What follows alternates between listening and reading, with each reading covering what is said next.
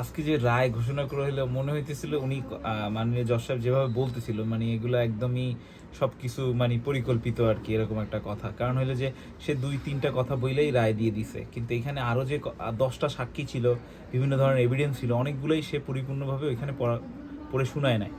তো আমি এই রায়তে সন্তুষ্ট না ভাই। কারণ হয়েছে যে আমরা আমরা 100% শিওর ছিলাম যে আমরা যে এভিডেন্স এবং আমাদের পিবিআই রিপোর্ট, ইভেন কি সমস্ত কিছু সাক্ষ্য প্রমাণ দ্বারা যে আমরা প্রমাণিত করেছি যে তারা এটা মানে এই অপরাধটা করছে। তো আমি আমি 100% শিওর ছিলাম যে আমরা ন্যায় বিচার পাবো এবং আইনের প্রতি শ্রদ্ধাশীল হয়ে আসছিলাম কোর্টে। তো এর আগেও আমি আপারও বলছি কয়েকবার যে আপা আসলে কি তারা তো অনেক ক্ষমতাধর, তারা অনেক মানে তারা তাদের বন্ধু হইল বিসিবিতে প্রধান এখন বর্তমানে, তারপরে তাদের অনেক বড় বড় জায়গায় লিঙ্ক আছে, সে জাতীয় দলের প্লেয়ার ছিল। তো তাদের একটা ফোন কলে অনেক কিছু হবে যেটা আমাদের হাজারবার দৌড়েলেও হবে না। তো এই বিষয়গুলো নিয়ে আমি অনেক মানে ছিলাম, কিন্তু তারপরও মানুষের বা আইনের প্রতি শ্রদ্ধা থেকে আমি কোর্টে আসছিলাম যে ন্যায় বিচার পাবো এই আশা নিয়ে। কিন্তু সেটা হলো না।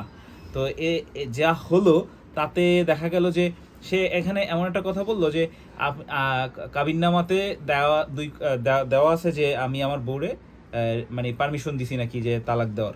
তো পারমিশন এটা তো সব আমরা কাবিননামা কয়জন পড়ি, সবাই পারমিশন দেওয়া থাকে, অটোমেটিক লেখাই থাকে। তো পারমিশন দেওয়া হইলে তো তালাক দিবে, কিন্তু তালাকের তো একটা নিয়ম আছে তাই না? সেই নিয়মটা তো সে পরিপূর্ণভাবে ফলো করে নাই। তো তাহলে কি ভাবে রায় মানে এটা তারে বললো, মানে রায়টা কি দিল আর কি।